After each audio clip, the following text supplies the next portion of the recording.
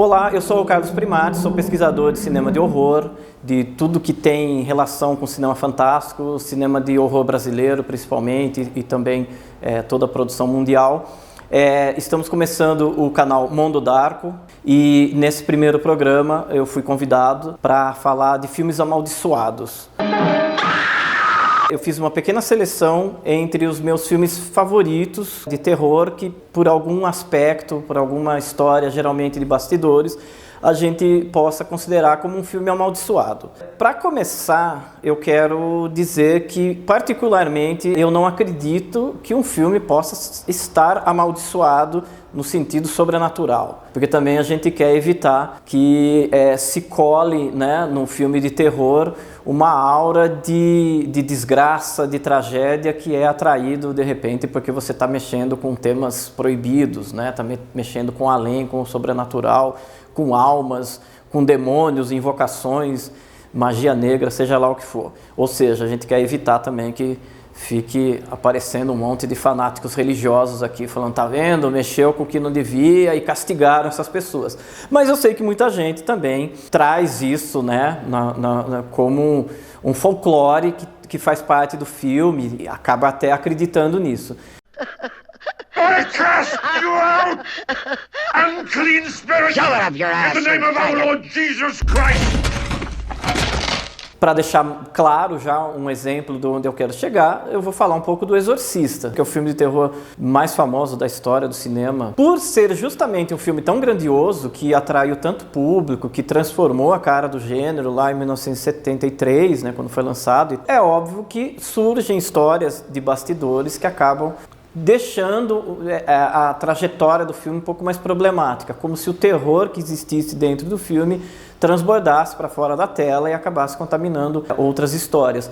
Para não entrar tanto em detalhes, né, porque é um filme também super conhecido, mas citar a história do Jack McGowan, por exemplo, que faz o papel da amiga da protagonista, né, que é a Ellen Burstyn, que ele tem uma cena de morte dele, ele sai do filme, poucos dias depois ele acabou morrendo de uma maneira um tanto inesperada, já era um ator veterano, mas ainda não estava moribundo, né? Então a morte dele já colocou uma certa aura estranha, pô, esse filme tem problemas. Aí, inevitavelmente, surgiram outras fofocas, outras lendas urbanas na época, por exemplo, que a Linda Blair, que é a Regan no filme, ficou perturbada, teve que passar por tratamento psicológico, é tudo uma grande bobagem. Mas são histórias que acompanham o filme, né? Então o Exorcista é um exemplo do filme amaldiçoado, digamos assim.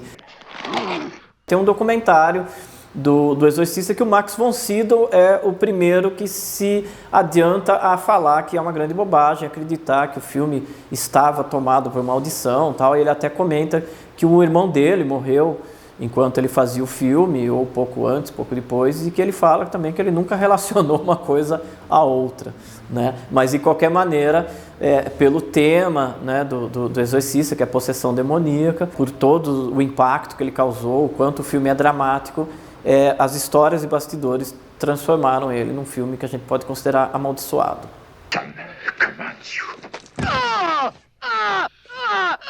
Eu falei do Exorcista e esse livro é bem interessante, que é exatamente sobre esse tema, né?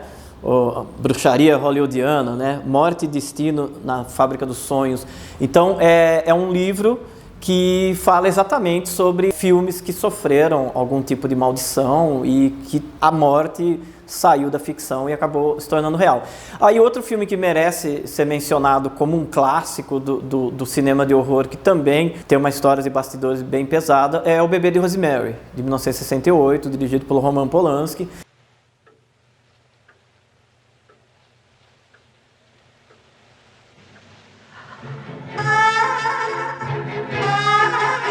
A história mais famosa do filme é que ele foi feito num prédio super histórico de Nova York, chamado Dakota, que no filme tem um outro nome, mas é nesse prédio que, 12 anos depois, né, em 1980, na frente desse prédio onde morava, né, foi assassinado o John Lennon. Então é um prédio que dentro da história do Bebê de Rosemary ele já é mencionado como um cenário de mortes sinistras e tal, e acabou tendo, claro que muito posteriormente, né, mas teve essa história, quando você assiste o filme, você fala, caramba, o John Lennon foi assassinado de uma maneira brutal, bem na saída desse prédio, né, ele estava saindo do apartamento dele e foi morto. Tem histórias muito mais próximas que são igualmente sinistras, assim, por exemplo, a morte da Sharon Tate, que era esposa do Polanski. Ela faz uma pequena participação no Bebê de Rosemary, ela está numa cena lá não creditada como uma das amigas da Rosemary, que é a Mia Farrow, mas esse filme foi lançado em 68, o Polanski era um cara muito envolvido em filmes de terror mesmo. Eles tinham feito pouco antes A Dança dos Vampiros, né, no qual a Sharon Tate tem um papel de destaque, né, ela está na plenitude da beleza e do charme dela. Ela foi assassinada em agosto de 1969 pelos fanáticos do Charles Manson. E aquilo também trouxe, como eu acabei de dizer, né, aquelas espécies de lendas urbanas e, tá vendo, o cara foi fazer um filme do nascimento do filho do anticristo, mexeu com satanismo, não sei o que lá, a mulher dele acabou morrendo, uma coisa quase que ritualística, né, e grávida, né, de 8 meses, então o cara fez um filme sobre uma gravidez problemática, um ano depois a mulher dele é assassinada, quase dando à luz ali, uma das histórias mais grotescas, mais chocantes da história da cultura pop, transformou a década de 60 para 70, né? A gente está no finalzinho de 69, na época em que existia ainda um idealismo hippie, o Charles Manson vinha mais ou menos de uma cultura hippie e juntou aqueles fanáticos que cometeram esse crime. Por essa relação sinistra, né, com a realidade, a gente também vê o Bebê de Rosemary como um filme supostamente amaldiçoado, ou que cola, né, essa camada extra nele, de quando você assiste um filme, você conhecendo os bastidores, não tem como não ter um arrepio extra, né? They're here. Outro filme bastante tenso, digamos assim, em termos de tragédias de bastidores, na verdade são 3 filmes, é o Poltergeist. Né? Poltergeist, Fenômeno, o primeiro foi lançado em 1982, é até um filme bem curioso, porque ele é creditado ao Tobe Hooper, né? Que é o mesmo diretor do Massacre da Serra Elétrica, um cara que estava super em evidência a partir de 1974, quando ele fez esse primeiro filme dele, que é o Massacre da Serra Elétrica.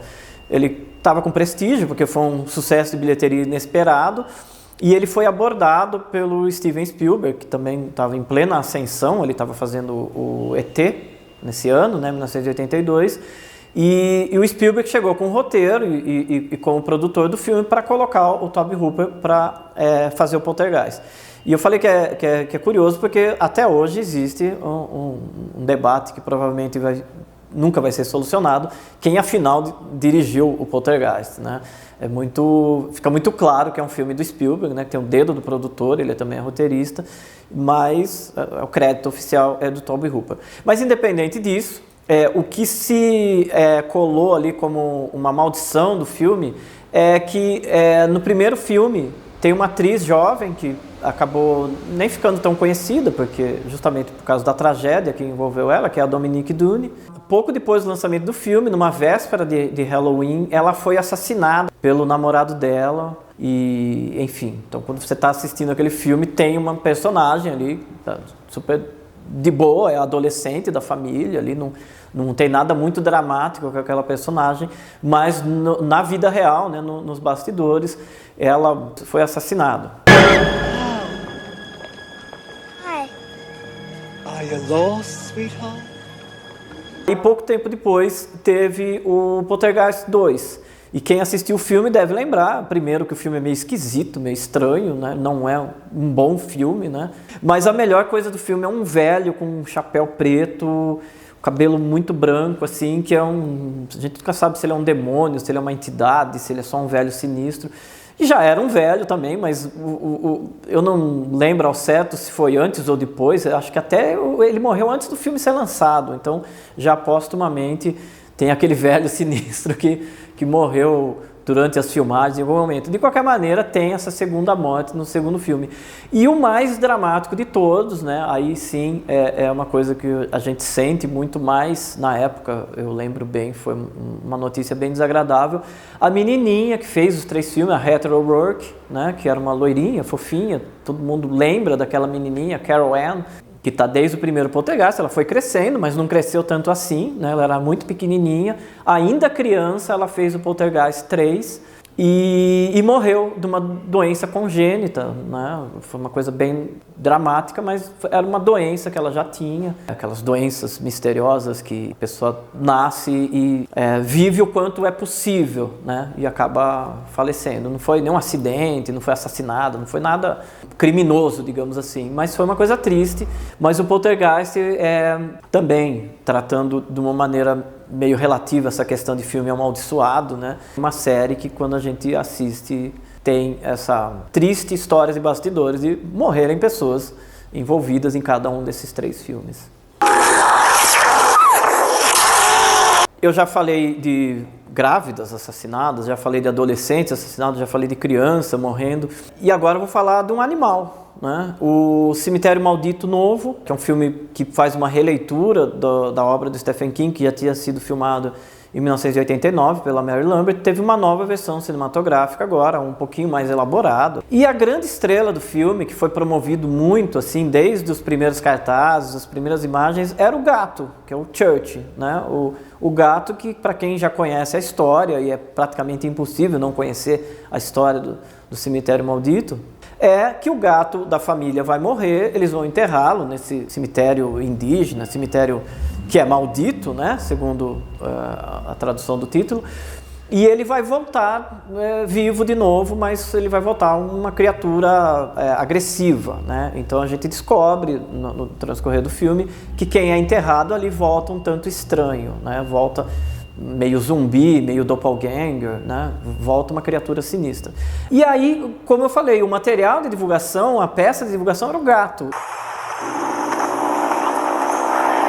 Treinaram 4 gatos para fazer o papel do Church, e esses gatos, depois de terem feito o filme, foram adotados pelos treinadores. E eles criaram contas no Instagram desses bichinhos. O Leo, né, que é o principal Church do filme, ele é o Church Undead, né? Ele é o morto-vivo, né? Todas as fotos sinistras, as imagens sinistras do gato é ele, porque ele era um gato muito comportado, que ficava paradinho ali, né? Sendo sinistro. E como eu falei muito no passado, né? Já ficou claro que esse gato morreu. Foi pouco depois de um mês, assim, pouquíssimo tempo, né? Algumas semanas depois do lançamento do filme, em maio, como ele tinha esse Instagram de muito sucesso, foi noticiada a morte dele, mundialmente lamentado. O tema do filme é justamente não saber lidar, né, com a morte de um gato e você fazer até o impensável para trazê-lo de volta. E aí o gato morrer pouco depois. Eu acho que a gente pode colocar aí de uma maneira até em forma de homenagem, né, esse filme na lista dos filmes amaldiçoados.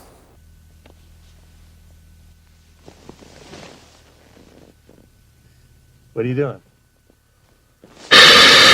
Eu vou mencionar agora mais um filme que tem mortes e não foram nem nos bastidores, né? Não foram mortes assim que aconteceram depois do lançamento, aconteceram no set, né? Que é uma coisa muito mais dramática e que inclusive teve consequências bem severas na vida dessas pessoas, que foi no filme No Limite da Realidade, que é o The Twilight Zone, The Movie, feito em 1983, que também tem participação do Spielberg, né? Eu já falei do Poltergeist de 82, esse filme é pouco depois. Tem um episódio dirigido pelo John Landis, nesse filme, em que tem um sujeito racista, que é o Vic Morrow, que ele acaba falando mal de negros, de vietnamitas, enfim, ele é um sujeito odiável. E tinha uma cena que ele pegava algumas crianças embaixo do braço e fugia de um helicóptero que estava perseguindo. Isso filmado dentro de estúdio, que é uma coisa problemática, mas ao mesmo tempo é altamente hollywoodiano, porque a produção de cinema em Hollywood tem uma obsessão por ter um controle absoluto do que está sendo feito. Então eles usam aqueles sound stages enormes em que você consegue colocar um helicóptero ali dentro sobrevoando. Só que esse helicóptero acabou sofrendo um acidente, a hélice do helicóptero atingiu o Vic Morrow e atingiu essas crianças e decapitou as crianças que estavam com ele junto com o ator. Então foi uma cena absurdamente grotesca, né? Se a gente pensar, imaginar o que aconteceu nesses bastidores. O filme acabou sendo lançado, teve uma grande polêmica na época, porque essas informações de certa maneira vazaram também. O Vic Morrow era um ator já veterano, ele fazia uma série de TV chamada Combate lá nos anos 60, E talvez hoje a referência, a gente pode ter mais imediata dele, ele era pai da Jennifer Jason Leigh, né? Que é uma atriz que também teve bastante impacto ali, uma carreira bastante interessante nos anos 80. O que teve de impacto, além da morte desses atores, a carreira do John Landis, se a gente observar bem, ela ficou bem mais problemática depois disso. É um grande diretor, é um cara que tem alguns filmes bem interessantes, mas depois ele meio que sumiu de cena, ele virou um cara meio maldito também. Ele foi pro tribunal, foi super problemático, porque esses atores, essas crianças não eram atores, eram filhos de executivos do estúdio, que falaram, nossa, eu vou levar meu filho lá para fazer uma pontinha no filme. Eles estavam trabalhando além do horário e isso era proibido pelo sindicato, tal. Então, eu acho que de todos esses filmes que eu falei, esse é o mais barra pesada de todos, né? Porque... Oh, good Lord! It's unbelievable. It's horrible. I can't understand the reason for such cruelty. It must have something to do with some...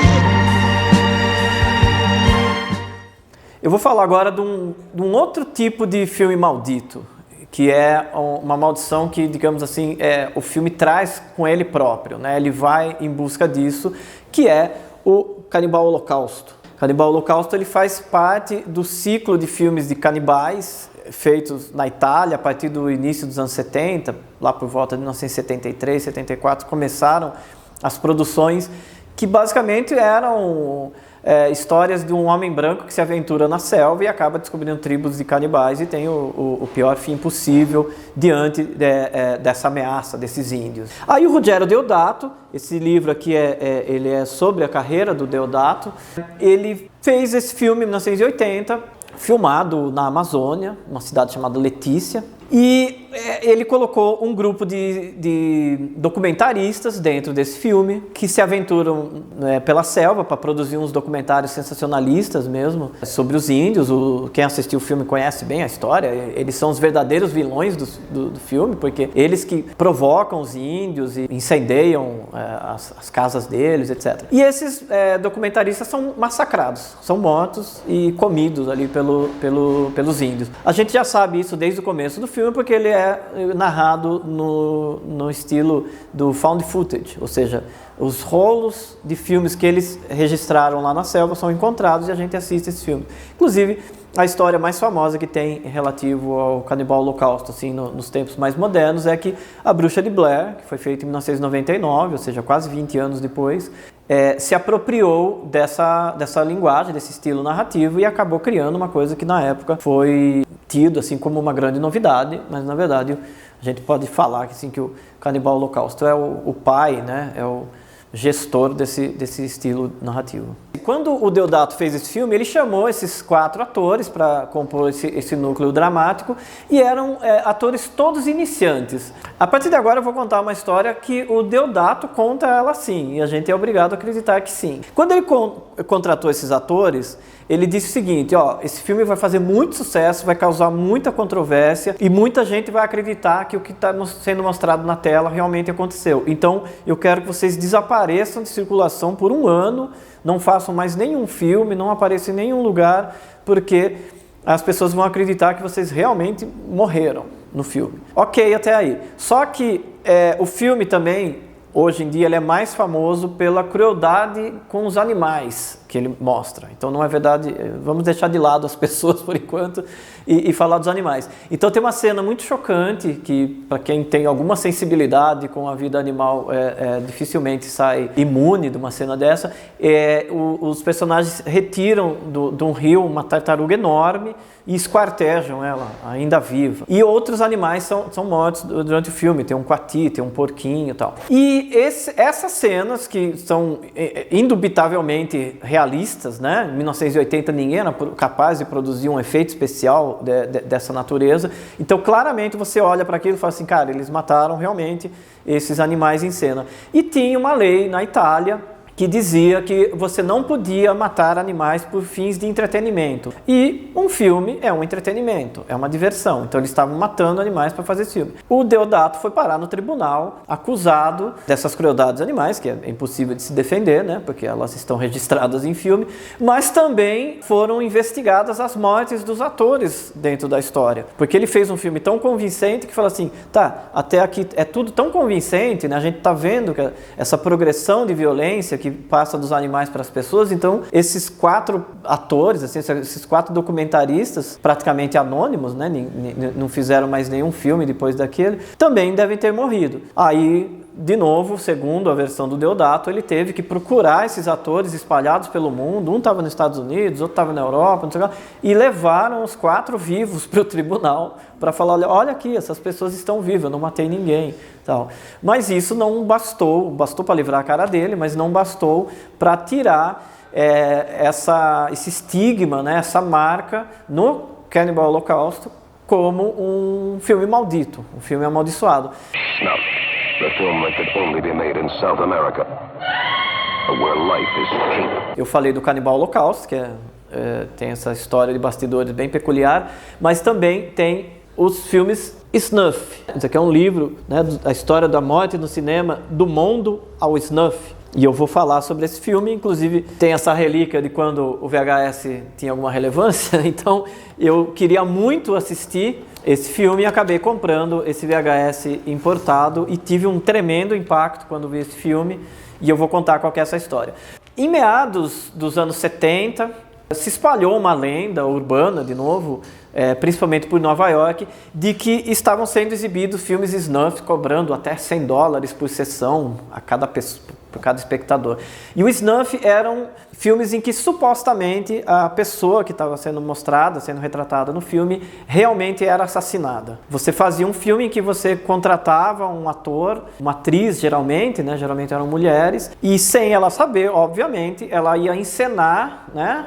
Fazer uma cena ali que geralmente tinha uma conotação sexual, mas que terminava com morte. E aí, obviamente, o outro ator contratado, que era responsável por matá-la, praticamente estava sendo contratado um assassino. Não só eu não acredito na existência de snuff, como o FBI entrou nessa história e ficou mais de 20 anos investigando e chegou à conclusão de que não existem filmes snuff. Tem vários filmes que lidam com esse tema. 8mm, do Joel Schumacher, fez algum sucesso muito tempo atrás, e mais recentemente o Serbian Film, né, que causou controvérsia. Aí, tendo consciência, né, desse termo snuff, né, que se refere a esses filmes clandestinos, inclusive esse termo surgiu para definir supostas filmagens que o Charles Manson fazia nas peregrinações criminosas que o grupo dele fazia. Por exemplo, ele teria filmado o assassinato da Sharon Tate e tal. Aí um poeta beat inventou esse termo snuff, são filmes snuff.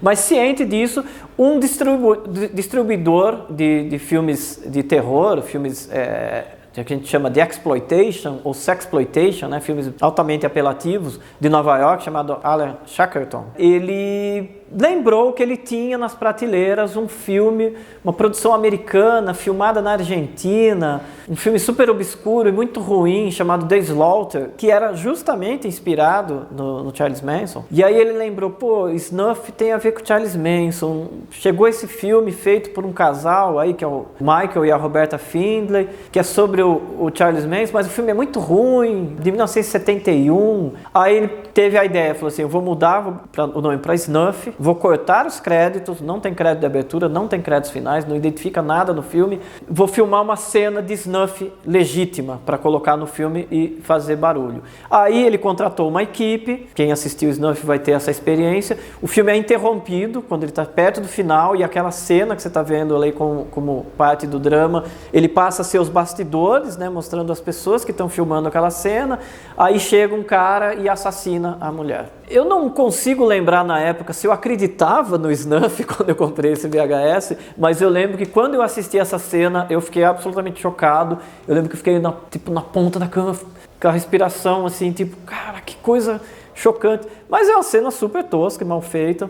E esclarecendo, ela não é um snuff autêntico, mas serviu nessa época, quando foi distribuído em Nova York, depois pelos Estados Unidos inteiro, foi o suficiente para levantar a controvérsia dos filmes snuff, do quão louca está a sociedade atual, né? O pornô explícito tinha acabado de chegar às telas, com o Garganta Profunda e outros filmes, né? Em 73, isso aquilo, pouco depois. E aí o filme causou a controvérsiazinha dele ali, arrecadou muito dinheiro, agitou muito a imprensa, logo surgiram, né, desmentiram que aquilo pudesse ser real, mas o distribuidor não tinha o menor interesse em falar que era forjado, porque todo o faturamento que ele estava tendo era baseado nessa polêmica. E tem uma curiosidade em torno disso, que esse filme snuff chamou tanta atenção que aqui no Brasil, mais especificamente em São Paulo, foi feito um filme inspirado, né, no snuff, chamado justamente Vítimas do Prazer Snuff, né, com o roteiro do Carlos Reichenbach e direção do Cláudio Cunha. É impressionante. Nunca vi tanto realismo. Mas então essa é a história do snuff, uma categoria toda específica de filme de terror, mas reforço o que eu falei antes. Eu não acredito na existência de um snuff autêntico. Acredito sim na cultura em torno dessa ideia do snuff. O que é completamente diferente de você falar assim, não, mas teve aquele assassino na Alemanha que filmou enquanto matava a vítima. Isso não é um filme, né? Isso é o registro de um crime. O filme é você produzir uma obra artística e cobrar ingresso para exibir. Por favor, excluam dessa história toda qualquer filmagem caseira, amadora de alguém matando uma pessoa. Nem os vivos, nem os mortos, nem a própria loucura me impedirão de gerar meu filho. Agora, para encerrar essa seleção de filmes amaldiçoados, eu vou falar de um filme brasileiro, Encarnação do Demônio, do José Mojica Marins. É o terceiro filme da trilogia do Zé do Caixão, que o Mojica começou lá em 1964, continuou em 67, e só em 2008 ele conseguiu fazer a conclusão dessa saga. O Mojica traz desde o início da carreira dele, até por ele ser um raro cineasta dedicado ao cinema de terror, ele traz desde o início uma certa carga de maldito, de ser uma figura sinistra, de ser uma figura estranha, de ser um elemento meio marginal, né, na classe artística ou mesmo na sociedade. Eu vejo isso como um típico preconceito / ignorância de brasileiro, né, porque eu sempre brinco assim, ninguém vai cobrar do John Carpenter, né, ou seja lá do Dario Argento, ou do Wes Craven, Romero, que já morreram, então, nunca ninguém vai cobrar deles que eles façam filmes com uma importância social ou uma preocupação com o bom cinema, ou seja lá o que for. Eles são diretores dedicados aos filmes de terror e exercem muito bem essa arte, né? O Mojica não, o Mojica só por fazer filme de terror já se jogava tudo em torno dele. Ah, esse cara é sinistro, esse cara é um coveiro, esse cara é um papa defunto, ele é do mal, ele é satanista, seja lá o que for. Ou seja, ele carregou o tempo todo na vida dele essa carga de ser uma pessoa que não era capaz de separar o personagem do artista. Ele era capaz, mas a crítica às vezes e principalmente a opinião pública, as pessoas não conseguiam diferenciar essas figuras, né? O Mojica, cineasta, artista, pessoa é uma coisa, e o Zé do Caixão é um personagem que ele criou. Tanto que ele fez só 3 filmes realmente como o Zé do Caixão, né? E todos o resto da obra dele ele abordava outras possibilidades, até mesmo nos filmes de terror.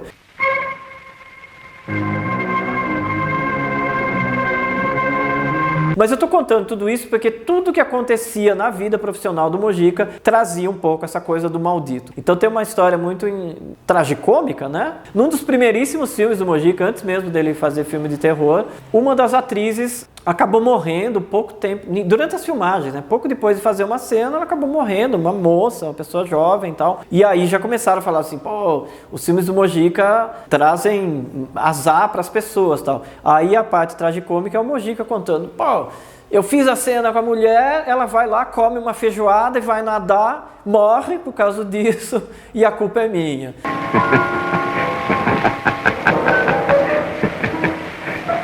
voltando à Encarnação do Demônio, esse filme foi super bem recebido na época até, teve ótimas críticas, até foi uma coisa bem peculiar que me chamou muita atenção. Todos os críticos veteranos exaltaram, né, o retorno triunfal do Mojica, voltando a filmar depois de muito tempo, né, depois de um período sombrio na pornochanchada, nos filmes de sexo explícito, ele finalmente pôde fazer o que sempre quis fazer, que era a conclusão da trilogia do Zé do Caixão e voltar principalmente ao filme de terror. Qual que é a maldição desse filme, né? Aqui a gente tem o personagem do Jesse Valadão. O Jesse Valadão foi o grande trunfo que o Mojica conseguiu atrair para o filme, né? Ele conseguiu botar dentro do filme dele talvez o maior ator brasileiro vivo naquele momento. Só que o Jesse filmou pouquíssimas cenas, eu não sei se ele fez 1 ou 2 dias de filmagem, e morreu subitamente. Então essa história de que os atores ou algum técnico acabava morrendo nos filmes do Mojica acabou se repetindo no Encarnação do Demônio, e justamente com o Jesse Valadão. Com a morte dele, com poucas cenas filmadas, tiveram que reescrever basicamente todo o filme, né, porque tinha pouca coisa feita, e é quando entra o personagem do Adriano Stewart. Isso por si só já transforma a Encarnação do Demônio num filme muito problemático. Enfim, se a gente tem um exemplar brasileiro amaldiçoado, maldito, tem que ser o Zé do Caixão e tem que ser esse filme. Problemático até certo ponto, mas é um filme pulsante, interessante, e muito provavelmente é a despedida do Mojica do cinema. É muito difícil que ele volte a filmar e é uma obra digna, mas temos que colocar nessa categoria de filme maldito ou filme amaldiçoado, e podemos, dentro do cinema de horror, considerar isso até um adjetivo que engrandece o filme ao invés de tirar o interesse dele.